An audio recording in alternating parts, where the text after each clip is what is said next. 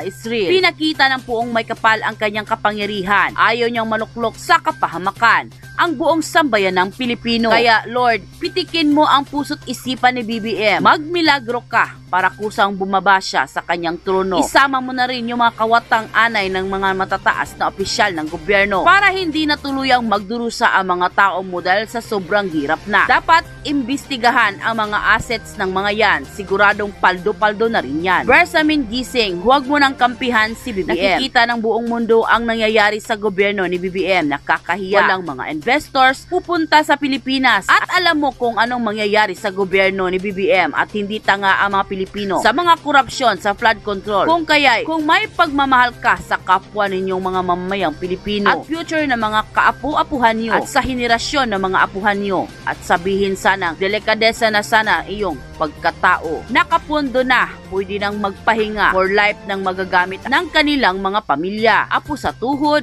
at talampakan. Pinag-resign o nag-resign, dalawa lang yan. Maaring pinag-resign para di ikanta yung iba o nag-resign baka tinablan na. End quote. Kumpirmasyon sa matagal na pong sinabi ni Tatay Digong na mayroon tayong bangag na Pangulo.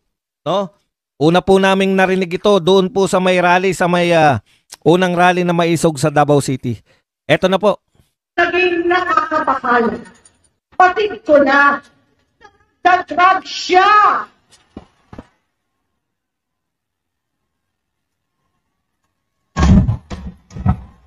Nalaman ko. Pamilya. Tama ng pamilya. Seryoso ito.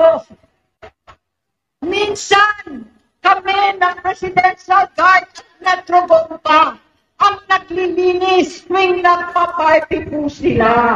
Grabe. Presidential Guard at Metro Compa ang naglilinis kasama si Ate Aimee pag sila ay nagpa-party-party. Nabuhay kami magkakapatid sa ibang bansa. Kami-kami lang. Kinumbinsi ko ba si Bongbong? Pagkarat mo na si Lisa. Naisip ko noon, kapag nagsasawa siya, malalagay na sa tahimik at magkakaroon ng direksyon. Ang laki ng pagkakamali ko. Mas lumala ang kanyang pagdulong sa droga.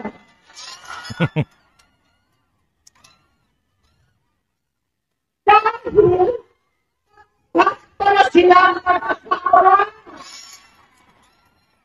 Iyon po ang pinakamalupit na revelasyon, no? Iyan ang pinakamalupit. Ngayon, hindi na po natin, ako personally, nauunawaan ko po kung bakit ganyan yung aksyon ni Marcos na hindi pa rin po bumibitaw sa pwesto. Alam po ninyo, saksi ako dyan, no? Pagka ganyan po ang sakit ng isang tao, drug addict, wala na po sa ano yan.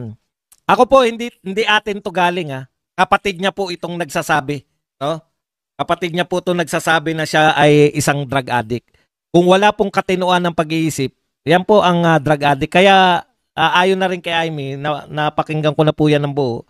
Ayon rin nga po kay Aimee, kaya may mga talagang mga pagpapasya yung Pangulo na wala na po sa hulog. Unang-una na, ito pong katiwalian na to, no? Saan ka nakakita? Na pinaimbestigahan mo yung sarili mong gobyerno at inaakusahan mo yung sarili mong gobyerno na may malawakang katiwalian, may malawakang korupsyon. Ikaw ang pinuno ng gobyerno. 'Di ba? Hindi ko po maintindihan kung paano po ito natanggap. Tayo hindi natin tanggap. Tayong mga iglesia, yung mga iglesia ni Cristo at saka yung mga Duterte supporters, hindi natin tinatanggap yung ganyang katwiran. Na ikaw na yung pinuno ng gobyernong may pinakamalawak na pagnanakaw. Tapos, ikaw pa yung mag-aakusa sa sarili mong gobyerno. Wala pong gobyerno sa buong mundo na ganyan po kakapal ang muka. Only in the Philippines na may magaganap na ikaw mismo, no? Ikaw mismo yung nag-aakusa sa sarili mong gobyerno na ikaw ang namumuno. Ngayon lang po tayo nakakita. Ngayon, bakit po? Ang question, bakit po? Bakit po kaya niyang akusahan yung sarili niyang gobyerno na naihiwalay niya yung sarili niya? Sabi nga natin kung hindi man siya parte niyan, nakakahiya po na sa loob ng 3 taong mahigit, pinamumunuan mo yung gobyerno na pinakakorap sa kasaysayan ng Pilipinas. Pero paano, kaya po, yung lahat po ng ikakatwiran nila laban kay Aimee, mas katanggap-tanggap pala talaga yung paliwanag ni Aimee. Ngayon po, nakonekta na natin. Nakonekta na po natin. Bakit po ganyan? Bakit po sasabihin ng Pangulo na pag tinanong po siya, ano pong masasabi nyo at may malawakang rally? Kung hindi rin nga ako Pangulo, sasama din ako sa rally. Bakit po may Pangulo na galit sa korupsyon ng gobyerno? Siya po yung pinuno ng gobyerno. Bakit po may Pangulo na ang palusot, ang tanging palusot, kung bakit hindi siya kasama sa pagnanakaw sa gobyerno, kasi siya nga yung naglantad ng katiwalian. Hindi po magagawa yan ng isang pinuno, hindi magagawa yan ng isang pinuno na normal ang pag-iisip. Yan po ang pakatandaan natin. Kung normal po ang pag-iisip ng isang tao, hindi niya po pwedeng sitahin yung kanyang sarili at ipaimbestiga yung kanyang sariling gobyerno at wala siyang pananagutan. Imposibleng isipin yan ng isang matinong Pangulo. Diba? Wala na po yan. Kahit na anong katwiran yung mga tagapagtanggol, wala na po yan. Lahat po sa buong mundo. Yung pagtataka po ng buong mundo na bakit Pangulo pa yung naninita sa kanyang sarili. Inaakusahan ng Pangulo na ito ang pinakakorap na gobyerno. Sabi nino, sabi ng Pangulo ng Pilipinas. Sino ba pinuno ng gobyerno? Di yung Pangulo ng Pilipinas. Bakit ikaw yung nag-aakusa sa sarili mong gobyerno? Hindi po ba? Wala pong matinong kaya po nagka-leche-leche na yung ating buhay. No? Ito pa po isa. Tinanggap yung resignation o pinag-resign. Huwag na tayo magbulahan. Hindi naman po magre-resign yung dalawa. Tignan nyo naman, no? Si Amina Pagdangaman, Pagdangaman, na pinagtatanggol niya pa po na walang kinalaman si Marcos, di ba? Biglang maririnig natin, tinanggap yung resignation. Hindi po normal yung makakaisip na iisipin niya na pag pinayagan niya mag-resign o pinag-resign niya si Bersamin at saka si Pagdangaman, pag pinag-resign niya, hindi na magagalit yung tao. Imaginein po ninyo. Executive Secretary yan. Little President yan. Eto nakakaawa kay Bersamin. Opo, naaawa po ako kay Bersamin kasi dati siyang Supreme Court. Wala po akong pakialam kung siya po ay may sasabihin nyo na naman, Badong. Ibig mo sabihin, Badong, naaawa ka pa rin, na-involve nga yan. Yun na nga po Nakakaawa dahil ang taas na, naging Chief Justice ng Supreme Court, tapos naging Executive Secretary, at siya po ay pinalalabas ngayon na sangkot dito sa nakawan. Hindi ba lahat ito ay imposible namang ito po, ginagawa ng mga to, ginagampanan po nila yung pagtatakip kay Marcos. Kaya po, aakuin na lang nila. Nag-resign na lang at tinanggap po. Saan ka nakakita na normal pa ba yung Pangulo kung lahat na ng tao mo, pinakamatataas mo ng tao mula po sa Executive Secretary, DBM Secretary, DPWH, yung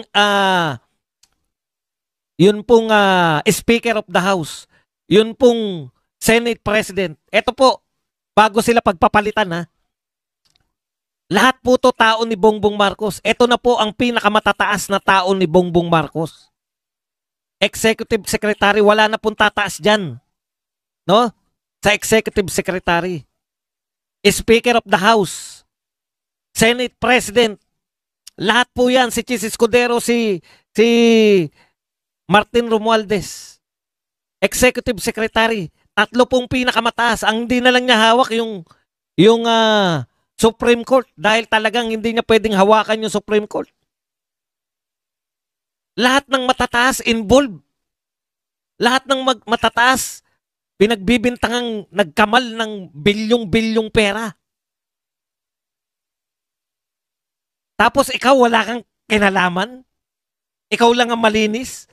Buong gabinete mo marumi? Buong gabinete mo magnanakaw? Ikaw wala kang kasalanan? Ubod ka ng buti? Malinis na malinis ka? May maniniwala sa'yo? Kung paniniwalaan ka, no? Kung ikaw man ay ang tingin pa rin sa'yo ay wala kang kamalay-malay, lahat ng tao sa kapaligiran mo, meski DPWH, lahat ng tao sa DPWH, DBM, Executive Secretary mo, Speaker of the House, Senate President, lahat ng tao mo, may kasalanan, ikaw lang ang wala, ikaw lang ang malinis. Kahit na malinis ka pa, ang tawag na sa'yo, ipagpalagay na natin na talagang banal siya. Ipagpalagay na natin na tulog lang siya lahat habang nagaganap to. Hindi ba anong uri ng Pangulo ka, napaka-incompetent mo na? Or, adik ka. Kasi hindi mo na uunawaan na nagaganap eh. It's either kasabwat ka or adik ka. At hindi kami nagsasabi niyan, kapatid mo. Pero lahat ng actions mo papunta dyan. Ang dali lang naman, alam mo nyo, sa totoo lang po, napakadali lang. Sagutin, patahimikin ng mga tao. Lalo na ngayon, dinidikdik ka. Pucha, kung ako yan, magla-live ako, pupunta ako sa St. Luke's. Naka-live, imbitahin ko lahat ng mga bayarang media. O, speaking of bayarang media, kahapon, naroon kami nagla-live. Pumapalag pa tong mga GMA7, nasa likod namin eh. Pinara ko nga. Manahimik kayo't nakikinig kami ng programa. Mga bumubulong-bulong pa sa katabi, yung alam mo yun, vlogger kami, tapos sila lang yung media ron. Mukhang tanga talaga tong GMA7. Oo, bayaran kayo, pero hindi kayong mga cameraman. Huwag niyong akuin yung responsibilidad nila Arnold Clavio. Hindi kayo, cameraman lang kayo, babayaran pa ba kayo? Pero huwag kayong magiging tagapagtanggol. Nanahimik siya eh. Sabi ko manahimik kayo, nakikinig kami sa programa. Na ba nagsasalita si Defensor, sabi ni Defensor, mga bayarang media, pumalag tong mga cameraman. Cameraman lang kayo, alam namin hindi kayo ang babayaran. Alam niyo yun, ilagay niyo sa lugar. Iiwas sila, napansin nila lahat, vlogger dun eh. Mukhang tok mo lang po, tsaka lang. Hindi po namin, pag sinabi po namin bayarang media, hindi po kasama yung mga technical staff. Kung kayo po ay cameraman, putya, baka nagagalit po yung tao, kala Maris Umali, di ba? Yung mga Duterte, nung naroon sila sa nagpuntayan doon. Yun ang mga kinukumpronta namin, hindi kayong mga cameraman. Huwag kayong umepal. Hindi naman kayo babayaran dahil cameraman kayo. Kulang kayo. Okay, balik tayo rito. Kasi pare-pareho kami ron, pare-pareho kami nainitan, pare-pareho kami nagsisiksikan. Huwag kayong umepal mga cameraman ng GMA7, TV5. Hindi kayo kasali pag sinabing bayarang media, okay? Hindi kayo yun. Yung mga on-cam lang. Okay.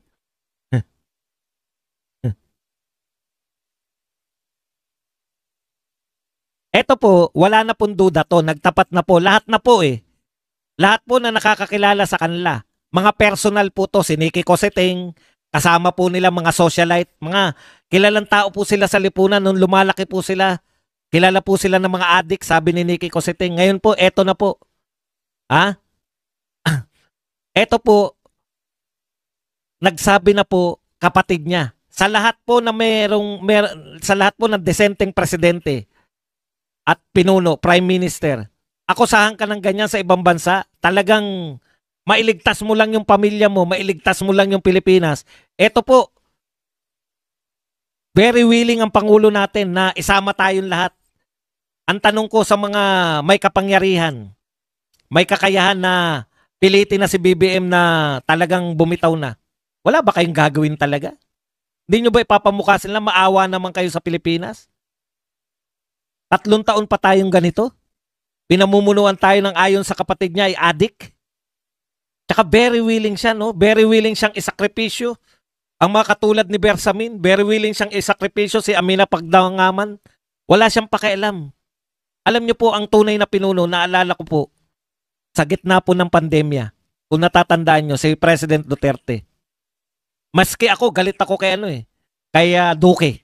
Dahil si Duque mabagal. Ang problema ko lang kay Duque, mabagal. Mabagal lang si Duque. Hindi naman, lahat po ng mga sinasabi niyong pagnanakaw ni Duque. Alam niyo po ba kung magkano lang yung pinag-uusapan nating ninakaw? 1 bilyon lang po yan. Dito po, daang-daang bilyon ang pinag-uusapan natin. Ni Katiting po, wala na yan si Duque.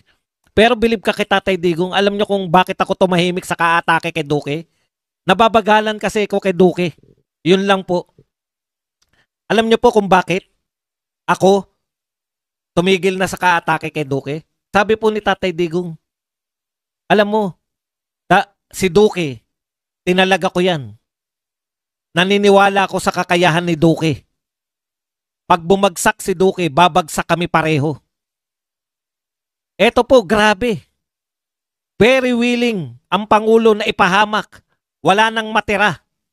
Yung iningatan ng mga pangalan nila Bersamin, nila Pagdamangaman at ng iba pang mga hindi ko sasabing matino baka talagang kasama rin sila sa sindikato pero alam mo yun, yung nagkahawa-hawaan lang. Kaya lang siya, very willing siyang ilaglag ang lahat ng nakapaligid sa kanya. Wala na po natitira, Mr. President. Lahat na po nilaglag nyo na. Miski nga si Torre.